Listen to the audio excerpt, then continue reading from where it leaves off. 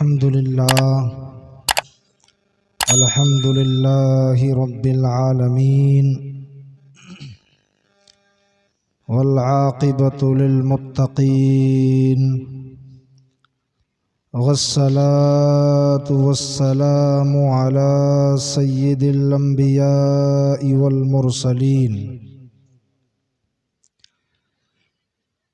अम्मा बअदु फ़अऊज़ु बिल्लाहि मिनश शैतानिर रजीम बिस्मिल्लाहिर रहमानिर रहीम क़ुल हल यस्तविल्लज़ीना यअलमून वल्लज़ीना ला यअलमून सदक़ल्लाहु मौलानल अज़ीम व सदक़ रसूलुहुन नबियुल अमीनुल मतीनुल मईनुल करीम व नहनु अला ज़ालिका लमिनश शाहिदीन वश्शाकिरीन वल्हम्दुलिल्लाहि रब्बिल आलमीन। गौसे आज़म बमनी बेसरोसामा मददे क़िबले दी मददे काबे ईमा मददे बगिरदाबे बला उफ्ताद कश्ती मदद कुन या मुईनुद्दीन चिश्ती क़ादरी यमना रे या गौसे आज़मी ज़नम दमदा शेख अहमद रिज़ा खां कुतुबे आलमी ज़नम। आइए तमामी हजरात मिलकर के मेरे साथ नबी आज़म की बारगाहे बेकसफना में दरूद पाक का नजराना बाबाज़े बुलंद पेश करें। पढ़िए अल्लाहुम्मा सल्ली अला सय्यिदना व मौलाना मुहम्मदिन व बारिक वसल्लिम सल्लु अलैहि सलातन व सलामन अलैका या रसूलल्लाह सल्लल्लाहु तआला अलैहि वसल्लम। बरेली के इमाम इमाम इश्क़ व मोहब्बत मुजद्दिदे दीन व मिल्लत अशाह इमाम अहमद रिज़ा ख़ान फ़ाज़िल बरेलवी क्या फरमाते हैं, लिखते हैं चमक तुझसे पाते हैं सब पाने वाले, चमक तुझसे पाते हैं सब पाने वाले, मेरा दिल भी चमका दे चमकाने वाले, मेरा दिल भी चमका दे चमकाने वाले, बरसता नहीं देख कर अब्र रहमत, बरसता नहीं देख कर अब्र रहमत, बदो पर भी बरसा दे बरसाने वाले। मैं मुजरिम हूँ आका मुझे साथ ले लो, मैं मुजरिम हूँ आका मुझे साथ ले लो, कि रस्ते में हैं जा बजा थाने वाले। हरम की ज़मीं और कदम रख के चलना, हरम की ज़मीं और कदम रख के चलना, अरे सर का मौका है ओ जाने वाले, अरे सर का मौका है ओ जाने वाले। तेरा खाएं तेरे गुलामों से उलझें, तेरा खाएं तेरे गुलामों से उलझें, है मुनकिर अजब खाने गुर्राने वाले। और रज़ा नफ्स दुश्मन है दम में न आना, रज़ा नफ्स दुश्मन है दम में न आना, कहाँ तूने देखे हैं चंद्राने वाले। शायर मशरिक लिखते हैं, चूँकि ये महफिल ही पढ़ने और पढ़ाने वालों के हिसाब से लिहाज से सजाई गई है, तो शायर मशरिक के भी चंद शेर मैं आपको सुनाना चाहता हूँ। अल्लामा इकबाल लिखते हैं, लिखना नहीं आता तू मेरी जान पढ़ा कर। माशाअल्लाह अभी मैंने देखा डॉक्टर कमरे आलम साहब बैठे हैं माशाअल्लाह, जो कनपुरी में रहते हैं, जहाँ के करनपुर, जहाँ के ये इमाम साहब हैं अल्लामा हाशिम साहब माशाअल्लाह, ये हमारे भाई बहुत बेहतरीन तरीके से ये दीन का काम कर रहे हैं हिंदुस्तान के अंदर। अल्लाह पाक इन्हें उम्र दराज अता फरमाए। शायर मशरिक लिखते हैं अल्लामा इकबाल साहब, लिखना नहीं आता तू मेरी जान पढ़ा कर, हो जाएगी तेरी मुश्किल आसान, पढ़ा कर, और पढ़ने के लिए तुझको अगर कुछ न मिले तो, पढ़ने के लिए तुझको अगर कुछ न मिले तो चेहरों पे लिखे दर्द के उन्वान पढ़ा कर, चेहरों पे लिखे दर्द के उन्वान पढ़ा कर, और आ जाएगा ला रैब तेरी रूह को तस्कीन मिलेगी। कितना प्यारा ये शेर है, सारी थकावटों को उतारने वाला ये शेर है। शायरे मशरिक लिखते हैं, ला रैब तेरी रूह को तस्कीन मिलेगी, तू कर्ब के लम्हात में कुरान पढ़ा, और आ जाएगा इकबाल तुझे जीने का करीना, आ जाएगा इकबाल तुझे जीने का करीना, तू सरवरे कौनैन के फरमान पढ़ा कर। वो तो और हैं जो मुरारी बापू को सुनते हैं, वो तो और हैं जो रामदेव को सुनते हैं, वो तो और हैं जो दूसरे स्कॉलरों को सुनते हैं। हमारा सबसे बड़ा स्कॉलर 1400 साल पहले, 1450 साल पहले सारे डिपार्ट पे, सारे इंसान के पार्टों पे बात करके इंसान को बता गया कि कैसे जिंदगी गुजारनी है। वो तो और लोग हैं जो दूसरों की जिंदगी को अपनी जिंदगी का आइडियल बनाते हैं, लेकिन हमारा आइडियल कोई और नहीं बल्कि मदीने वाले मुस्तफ़ा हैं। हमारा आइडियल आमना का लाल है। हमारा आइडियल वो है जब रूए जमीन पे अपना कदम रखा तो ऊंच और नीच का फर्क खत्म कर दिया, गोरे और काले का फर्क खत्म कर दिया। यानी अल्लाह के महबूब जब इस रूए जमीन पे नमूदार हुए तो अल्लाह ने पूरी दुनिया को जिला बख्श दी, पूरी दुनिया को रहमतों से मालामाल कर दिया, पूरी दुनिया को बरकतों से मालामाल कर दिया।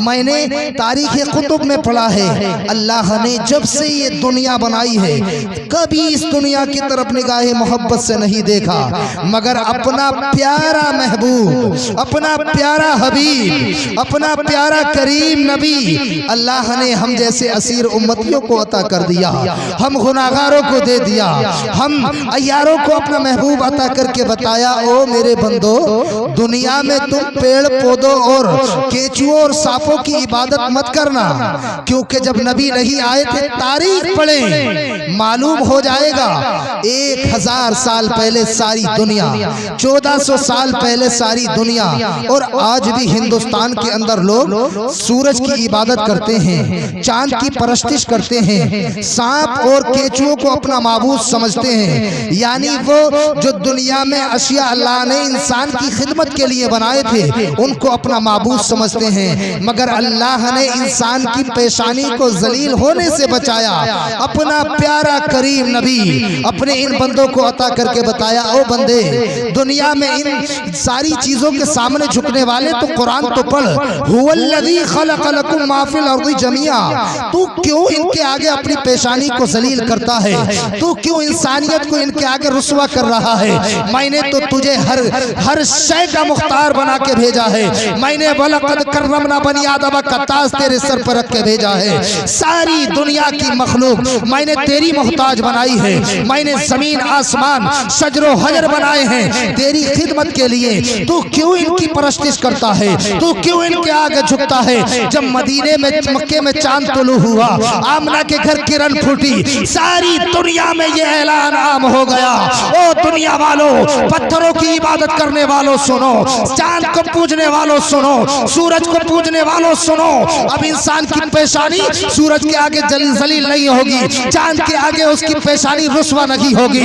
इंसान पत्थरों के आगे जलील नहीं होगा, बल्कि हकीकी रब से मिलाने वाला वो मोहम्मद अल्लाह पाक ने मक्के में नमूदार कर दिया है। और जब आमना के घर में मुस्तफा जाने रहमत पैदा हुए, बुत गिर गए खाना काबा में, और पता लगा ओ दुनिया वालों, पेड़ों पौधों को पूजने वालों, तुम्हारा रब ये हो नहीं सकता, तुम्हारा रब तो वो है जिसने तुम्हें इंसान बना के तुम्हें एक ईमान का शोभा अता किया और अपना गुलामी का शर्त अता कर दिया।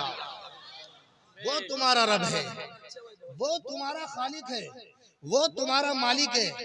तो ये अल्लाह का पता कहां से चलेगा, अल्लाह की वहदानियत का पता कहां से चलेगा, इन्हीं मदरसों से चलेगा। डॉक्टर कमरे आलम साहब, आज मैं आपको बताना चाहता हूं सारे लोगों को, आप देखिए मुरादाबाद के अंदर कितने क्रिश्चियनों के स्कूल हैं, कोई नहीं कहता ये दुकान खोले हुए हैं। कितने लोग जो है गैर मुस्लिम अपने कॉलेज चला रहे हैं, कोई नहीं कहता ये दुकान खोले हुए हैं, मगर दिल रोता है, दिल तड़पता है।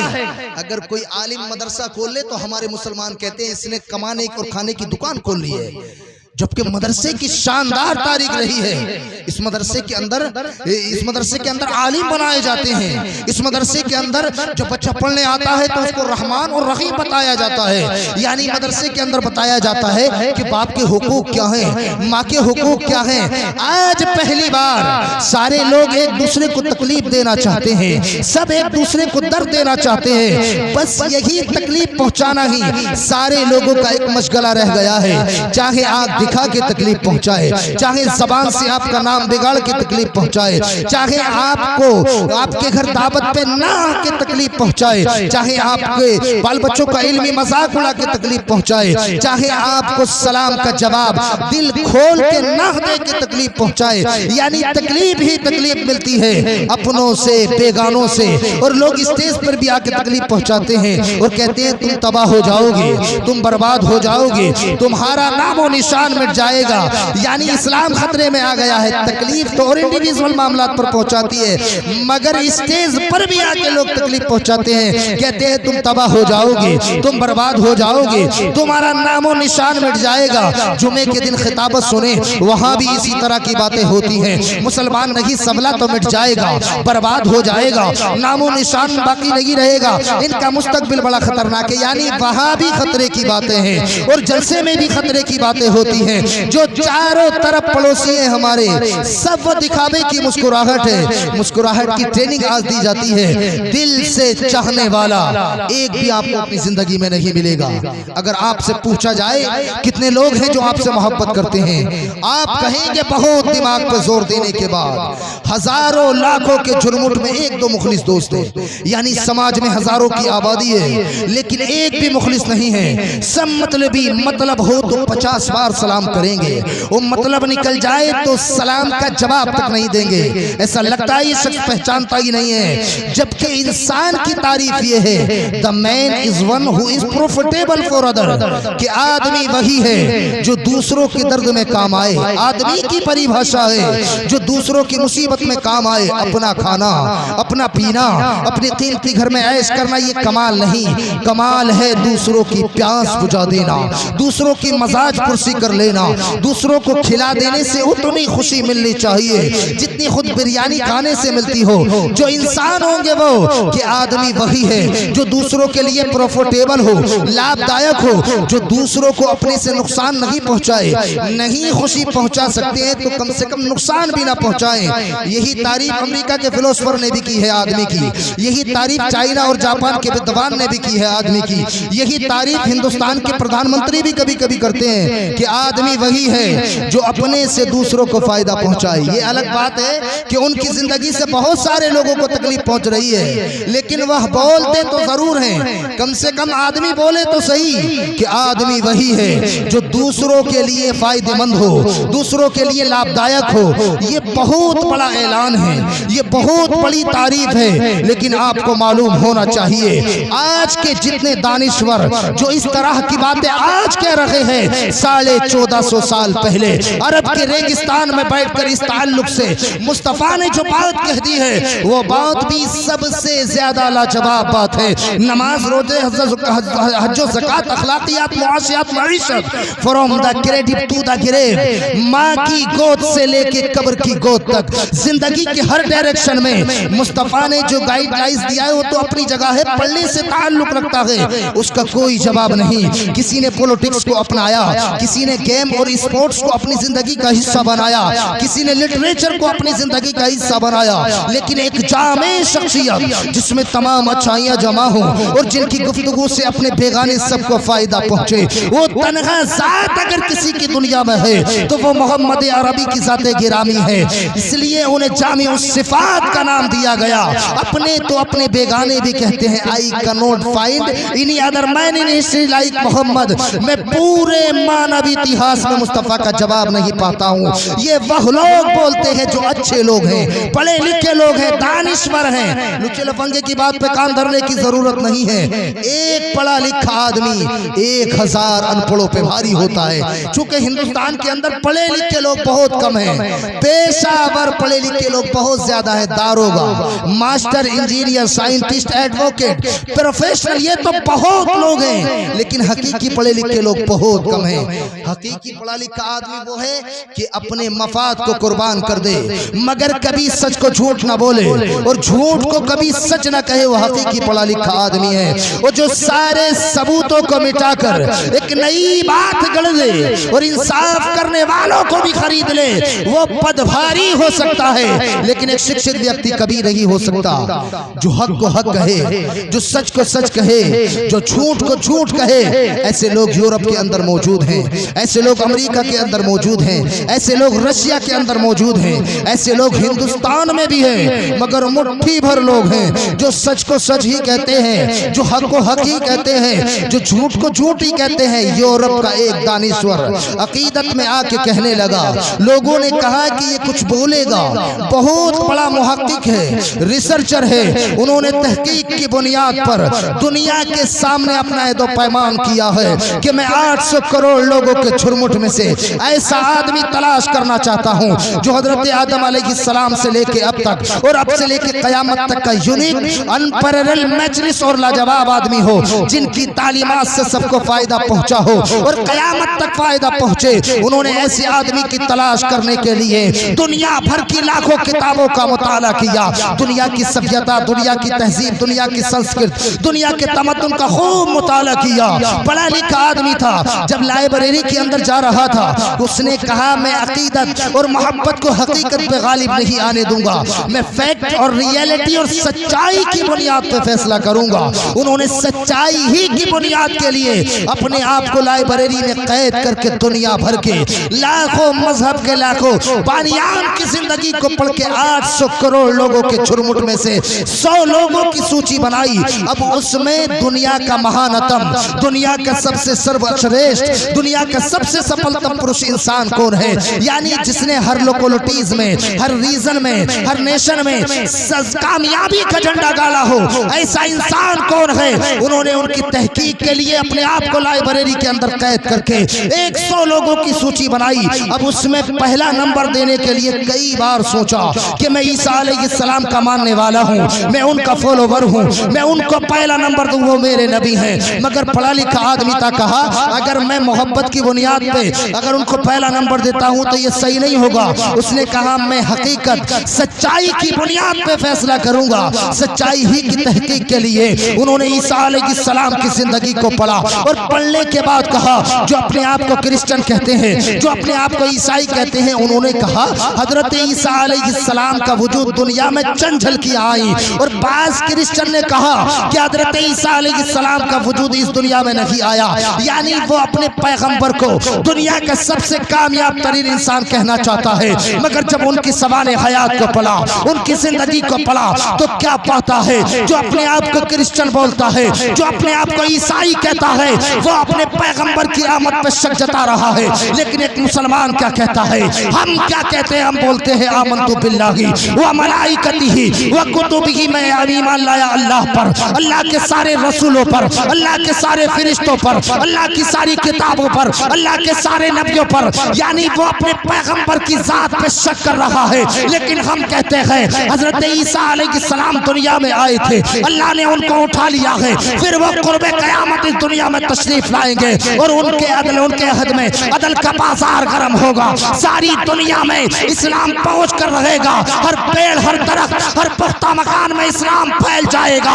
अदल वो होगा कि एक ही घाट पे शेर और बकरी पानी पिएंगे। अब हजरत ईसा अलैहिस्सलाम कोई नए पैगंबर नहीं है, बल्कि वो पहले इस दुनिया में तशरीफ ला चुके हैं। वो मजहब इस्लाम के जो है उस फैलाव को दुनिया में फैलाने के लिए आए हैं। वो नबी आज़म की तबलीग करने दुनिया में आए हैं। इसीलिए उनके मानने वाले ने उनको दुनिया का सबसे कामयाब तरीन इंसान कहने से अपना कलम रोका और कहा ये दुनिया का सबसे कामयाब तरीन इंसान नहीं है। उसकी निगाह में दूसरा बड़ा नाम था न्यूटन का।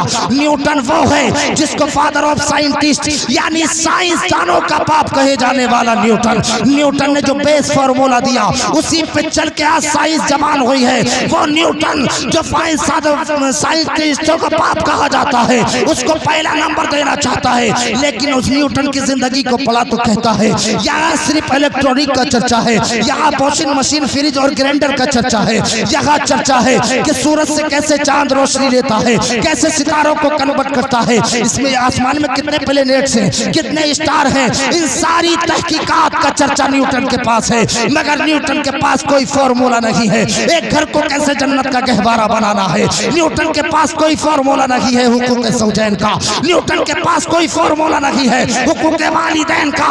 यही वजह है डॉक्टर माइकल हार्ट ने उसको दुनिया का सबसे कामयाब तरीन इंसान कहने से अपने कलम को रोक के कहा ये दुनिया का सबसे कामयाब तरीन इंसान नहीं है। उसने मूसा अलैहिस्सलाम को पढ़ा, उसने ईसा अलैहिस्सलाम को पढ़ा, उसने जेम्स बॉन्ड को पढ़ा, उसने जॉर्ज वाशिंगटन को पढ़ा, उसने न्यूटन को पढ़ा, उसने आइंस्टाइन को पढ़ा, उसने राइट ब्रदर्स को पढ़ा, उसने दलाई लामा को पढ़ा। सारे दुनिया के मजहब के तमाम बानियान को पढ़ के उसकी ज़बान पुकार उठी कोई बड़ा नहीं है, और वो मुताले की बुनियाद पे बोला Muhammad was only man in history who was supremely successful on both level. वो पुकार उठा क्रिश्चियन के दुनिया का सबसे कामयाब तरीन इंसान मजहब और सियासी तौर पर अगर कोई है तो वो तन्हा वागिज़ात मोहम्मद अरबी की ज़ाते गिरामी है। आला हजरत की ज़बान में बोलो सबसे आला वाउला हमारा नबी, सबसे बाला वो बाला हमारा।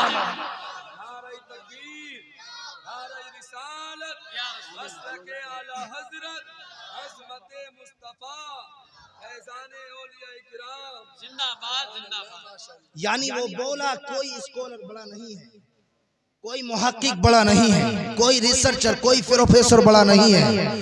सबसे बड़ी जात दुनिया में अगर किसी की है तो वो मोहम्मद अरबी की ज़ाते गिरामी है। यानी जिसने जिंदगी के हर डायरेक्शन पे, जिसने जिंदगी के हर डिपार्ट को टच किया है, कैसे खाना है, कैसे पीना है, कैसे जिंदगी गुजारनी है, ये सारी तहकीकात ये इस्लाम ने अता की। आज कुछ लोग इस्लाम को मिटाने की कोशिश करते हैं, इस्लाम को खत्म करने की कोशिश करते हैं, नबी का तशख्खुस मिटाना चाहते हैं। जब डॉक्टर माइकल हार्ट ने उनको दुनिया का सबसे कामयाब तरीन इंसान कहा, सारे क्रिश्चियन बोले, सारे ईसाई यहूदी बोले किस तहकीक पर तूने इनको पहला नंबर दिया? तो डॉक्टर माइकल हार्ट यूरोप का रहने वाला कहता है मेरी नजर में दुनिया में इनसे कामयाब तरीन इंसान कोई नहीं है। अगर तुम्हारी निगाह में इनसे ज्यादा कामयाब कोई इंसान है तो लाओ उस कामयाब इंसान को मैं अपनी सूची से नाम चेंज करता हूँ। डॉक्टर माइकल हार्ट के इस चैलेंज को 45 ईयर्स यानी 45 साल गुजर गए हैं। दुनिया का कोई दानिश्वर, दुनिया का कोई लुच्चा लफंगा, दुनिया का कोई भी डॉक्टर, दुनिया का कोई प्रोफेसर इस चैलेंज को नहीं तोड़ सका और न सुबह कयामत तक कोई इस चैलेंज को तोड़ेगा। क्योंकि जिस मुस्तफा के सर अल्लाह ने वरफ़अना लका ज़िक्रक का ताज रखा है, न उन मुस्तफा से पहले कोई बड़ा था, न उनके जमाने में कोई बड़ा आया, न कयामत तक उनसे कोई बड़ा आएगा। आला हजरत की ज़बान में कहो सारे ऊंचों में ऊंचा समझिए जिसे है उस ऊंचे से ऊंचा, उस ऊंचे से ऊंचा हमारा नबी यानी नबी की अज़मत सबसे आला है। दरूद पाक पढ़िए अल्लाहुम्मा सल्ली अला सय्यिदना मौलाना मोहम्मद मादनिल जूदी वल करम मंबइल इल्मी वल हिकम सल्लल्लाहु अलैहि सल्लतु व सलाम अलैका या रसूल अल्लाह सल्लल्लाहु तआला अलैहि वसल्लम। ये इस्लाम ही है। तो मदरसों से दूर मत होना, आलिमों से दूर मत होना। आज तो समाज में आलिमों को गिरा हुआ फर्द माना जाता है। नहीं देखा आपने कुरान करीम में हर चैप्टर में मेहनत की बात की गई है, जद्दोजहद की बात की गई है, इस दुनिया को सजाने और संवारने की बात की गई है। यानी कुरान करीम में अल्लाह ने फरमाया नून वल कलमी वमा यस्तुरून, कलम की कसम है, उसके लिखे हुए की कसम है, यानी रीडिंग और राइटिंग की कसम है। अल्लाह ने कुरान में 800 जगह रीडिंग यानी पढ़ने का चर्चा है, 400 से ज्यादा जगह राइटिंग यानी लिखने का चर्चा है। राइटिंग और रीडिंग का चर्चा कुरान में किया गया। और जो सबसे पहली वही नाजिल हुई, इक़रा बिस्मि रब्बिकल्लज़ी खलक़, read in the name of your lord who created, पढ़िए अपने रब के नाम से जिसने आपको पैदा किया है। पढ़ना है चूंकि कौम मुस्लिम को दुनिया से बुराइयों को मिटाना है। ये कौम मुस्लिम सबसे बेहतरीन गिरोह है, इसे अपना भला करना है, दुनिया का भला करना है। तो दुनिया की भलाई सिवाय पढ़ाई की किसी चीज से नहीं हो सकती। एजुकेशन के बगैर आदमी न अपने आप को पहचान सकता है, न अपने खालिक को पहचान सकता है, न बुराइयों को पहचान सकता है, न भलाइयों को पहचान सकता है। रिकॉग्निशन मारिफत बगैर इल्म के मुश्किल है। बगैर इल्म के बंदा न खुदा को पहचान सकता है, न बंदा दुनिया में बादशाहत कर सकता है। इसलिए बादशाहत के लिए भी इल्म चाहिए, बादशाहत के लिए ताकत चाहिए, बादशाहत के लिए हिकमत चाहिए। औरंगजेब ने बता दिया कि इल्म जब हो तो 50 साल तक हिंदुस्तान अल्लाह औरंगजेब के हवाले कर देता है। जो 6 महीने में कुरान हिफ्ज करने वाला औरंगजेब, आलिम दीन औरंगजेब, फतवा आलमगीरी का मुरत्तिब औरंगजेब, 50 साल चंद महीने पूरे अखंड भारत पर शासन करने वाला औरंगजेब, नमाज तहज्जुद पढ़ने वाला औरंगजेब, नमाज असर की सुन्नत गैर मौक़ूदा पढ़ने वाला औरंगजेब। और जब दिल्ली की जामा मस्जिद से निकलता था, मुल्ला बंजी वजह से उस्ताद की चप्पल सीधी करता था, तो उस वक्त सारा हिंदुस्तान तमन्ना करता था काश मेरा बेटा भी आलिम होता। जो सम्मान इस आलिम दीन को मिला है मेरे बेटे को भी मिल गया होता। यानी जहाँ आलिमों को इज्जत मिलती है वहाँ बच्चों को आलिम बनाने का शौक पैदा होता है। और जब आलिम अपमानित होते हैं, जब आलिम प्रताड़ित होते हैं, जब आलिमों को समाज का एक गिरा हुआ फर्द माना जाता है, तो उस वक्त में कोई एक दर्दमंद बाप अपने बच्चों को आलिम नहीं बनाता। यही वजह है कि आज आलिमों की तादाद बड़ी तेजी के साथ घटती जा रही है। जुब्बा पहनने वाला, दाढ़ी टोपी पगड़ी रखने वाला ये तो गली गली में मिलेगा, लेकिन एक कायदे का आलिम दीन जो तमाम मसाइल पे उबूर रखता हो, जो छोटी से लेके बड़ी किताब को पढ़ाने की सलाहियत रखता हो, ऐसे आलिम तुमको बहुत कम मिलेंगे। और मुत्तकी आलिम तो और कम मिलेंगे। आया है हदीस में अखीर जमाने में लोग मोटा ताजा जानवर लेके निकलेंगे मुत्तकी आलिम की तलाश में, आलिम फकीह की तलाश में। वो जानवर सूख के काटा हो जाएगा लेकिन मुत्तकी फकीह नहीं मिल पाएगा। ये दौरे इन्हितात है, इसमें इल्म उठ रहा है। इस इल्म उठने में सबसे बड़ा रोल हमारा है। आलिमों को अपमान करना, आलिमों को तनख्वाहें कम देना, आलिमों को मस्जिद का नौकर समझ लेना। इसलिए आने वाले दिल में कोई आलिम नहीं मिलेगा, कोई नमाज पढ़ाने वाला नहीं मिलेगा, कोई निकाह पढ़ाने वाला नहीं मिलेगा। जबकि मदरसे की शानदार तारीख रही है। इस मदरसे में सिर्फ कुरान नहीं सिखाया जाता है, इस मदरसे में कुरान की तिलावत सिर्फ नहीं होती है बल्कि कुरान सिखाया जाता है। किस तरह कुरान ने दुनिया में इनकलाब बर्पा किया है, वो इसी मदरसे से कुरान ने इनकलाब बर्पा किया है। आज हमारे बच्चे कहते हैं मदरसा यतीमों मिस्कीनों का घर है, लेकिन यूरोप का एक दानिश्वर डॉक्टर जॉन डेविड वॉट क्या कहते हैं? वो कहते हैं ये तो दुनिया भर में साइंटिफिक डेवलपमेंट हुआ है। इल्म तबीयत, इल्म नुजूम, इल्म फल्कियात, इल्म कीमिया, इल्म रियाजी। बहुत अच्छा बैठे हैं, हजरत आ रहे हैं स्टेज पर, उलमा खड़े होकर इस्तेकबाल कर लेंगे। नारा लगा ले, नारे तकबीर, जोर से नारा लगाए, नारे तकबीर, नारे रिसालत, मसलके आला हजरत, फैज़ाने लतीफी। बैठे रहे भाई। अगर आप खड़े हो गए तो आधे लोग चले जाए, सब जानते हैं हम। आप बैठे हैं, बहुत अच्छा सुने। और ये जो नौजवान खड़े ये भी बैठ जाए। नारे तकबीर, नारे रिसालत, मसलके आला हजरत, पीरे तरीक़त फरीद मियां साहिब क़िबला, हुजूर फरीद मियां साहिब क़िबला, पीरे तरीक़त हुजूर फरीद मियां साहिब क़िबला सब तशरीफ़ चुके हैं। माशाअल्लाह बड़ी आजिज़ी है और ऐसे लोग कभी कभी मिलते हैं। आप हजरत के नूरानी चेहरे की ज़ियारत करें और नेकियों में बेपनाह इजाफा करें। बस मैं चंद मिनट के लिए आपके सामने हाजिर हूं। दुरूद पाक पढ़िए, अल्लाहुम्मा सल्ली अला सय्यदना मौलाना मोहम्मद इमादुल जुदी वल करम मंबइल इल्मी वल हिकम सल्लल्लाहु अलैहि सलातो व सलाम अलैका या रसूल अल्लाह सल्लल्लाहु तआला अलैहि वसल्लम। आज हमारे बच्चे कहते हैं मदरसा ये यतीमों मिस्कीनों का घर है, लेकिन यूरोप का एक दानिश्वर डॉक्टर जॉन डेविड वोट क्या कहते हैं, वो कहता है ये जो दुनिया भर में साइंटिफिक डेवलपमेंट हुआ है, इल्म तबीयत, इल्म नुजूम, इल्म फल्कियात, इल्म कीमिया, इल्म रियाजी व कोला, फिजिक्स, बायोलॉजी, केमिस्ट्री, ये जो सारे उलूम आज साइंस को मिले हैं, जिनकी वजह से साइंस दुनिया में तरक्की की है, ये सारे उलूम अरबी मदरसों से लिए गए हैं। अब जहां जहां साइंस तरक्की करेगी, इसकी तरक्की का सेहरा इन्हीं अरबी मदरसों के सर बनता चला जाएगा, जिन्होंने साइंस को जवान किया है, जिन्होंने साइंस को आगे बढ़ा के दुनिया में एक डेवलपमेंट का मौका दिया। ये मदरसे नहीं देखा आपने? मुझे एक बहुत बड़े मुहक्किक, यानी वो गैर मुस्लिम है, उसकी बात याद आई, कोस्टो, उसने दुनिया भर में 30 साल जा के समंदर पे रिसर्च किया, यानी ये समंदर मिले हुए हैं मगर ये हुदूद क्यों नहीं तोड़ते हैं, ये मिलते क्यों नहीं है। 30 साल तक रिसर्च करने वाला कोस्टो, और जब दुनिया के सामने बताया कि इन पानी के अंदर एक बैरियर है, एक दीवार है जो स्वीट पानी को नमकीन पानी में नहीं आने देती, यानी ये खारा पानी मीठे पानी से नहीं मिलता। जब कोस्टो ने ये दुनिया को बताया तो बहुत इनाम मिला, दुनिया में एक मकाम मिल गया।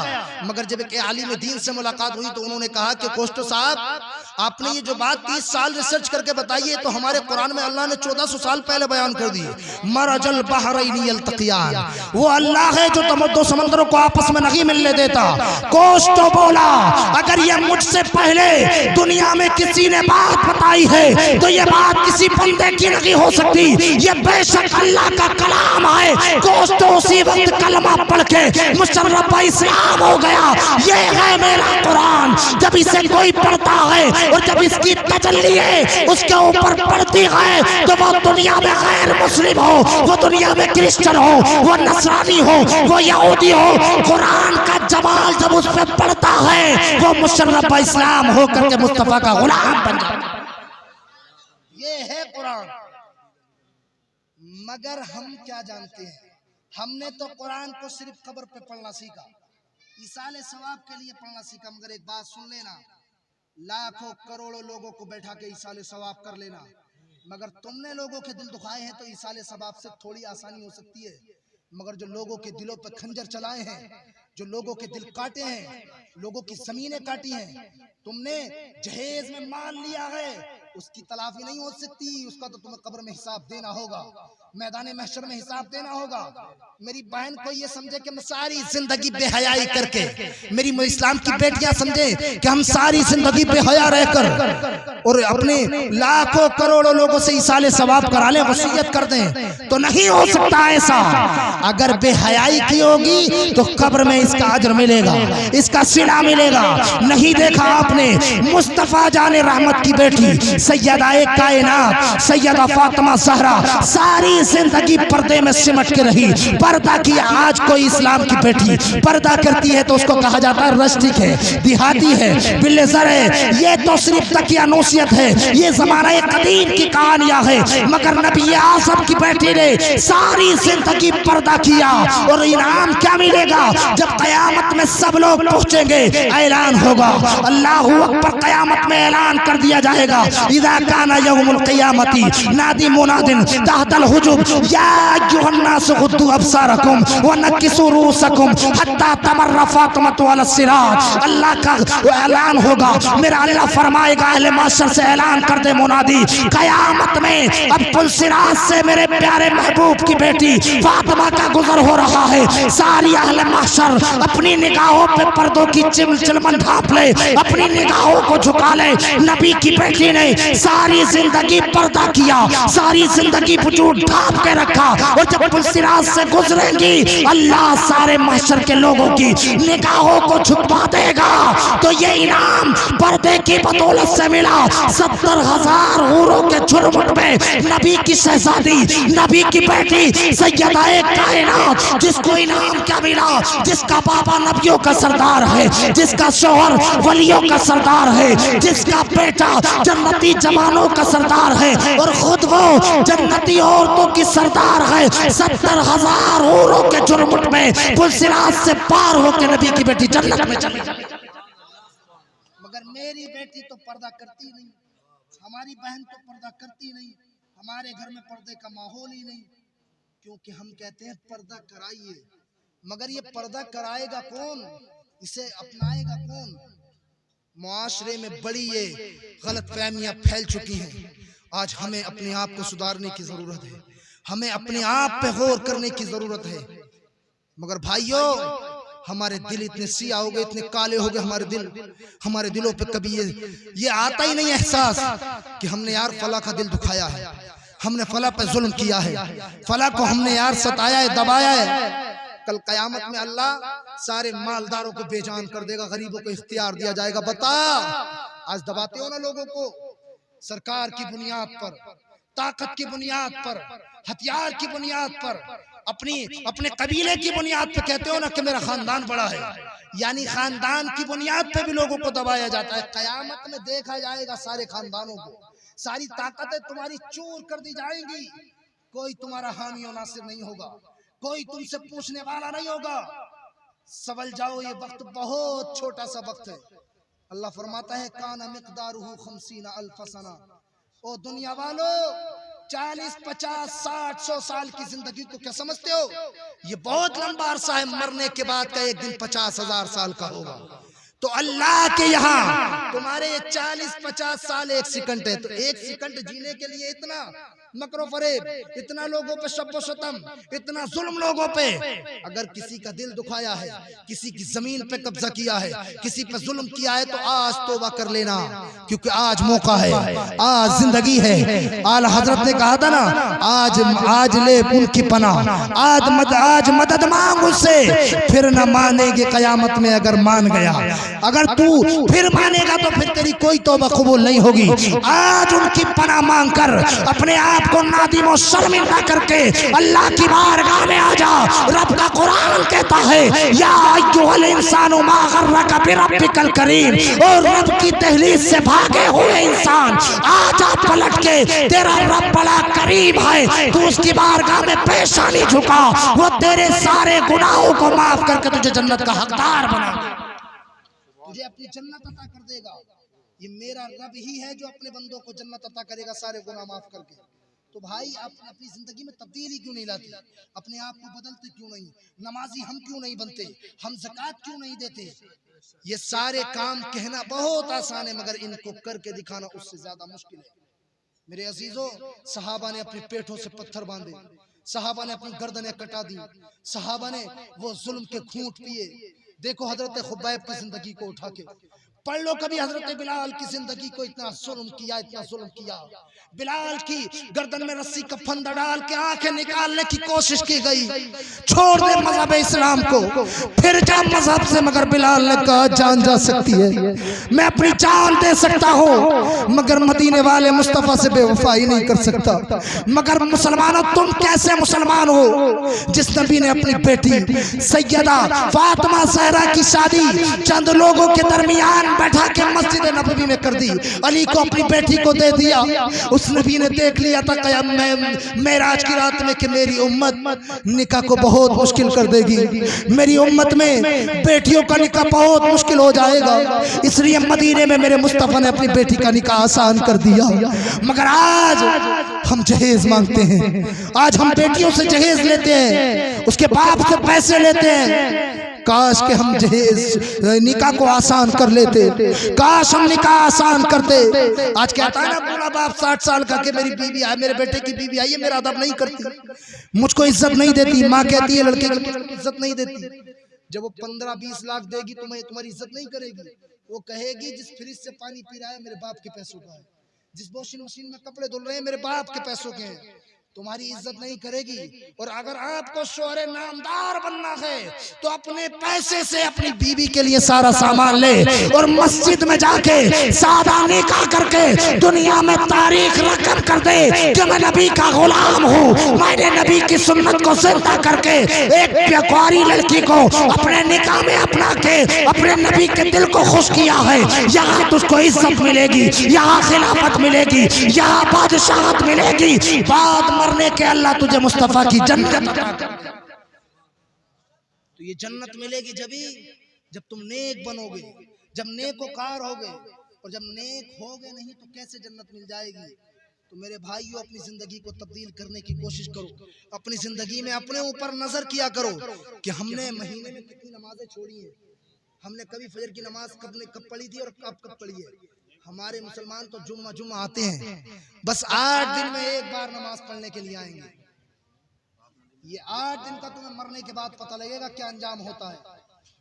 तो आप अपनी जिंदगी को अच्छा करने के लिए मुस्तफा के उस्वा पे अमल कर लो, कुरान पे अमल कर लो।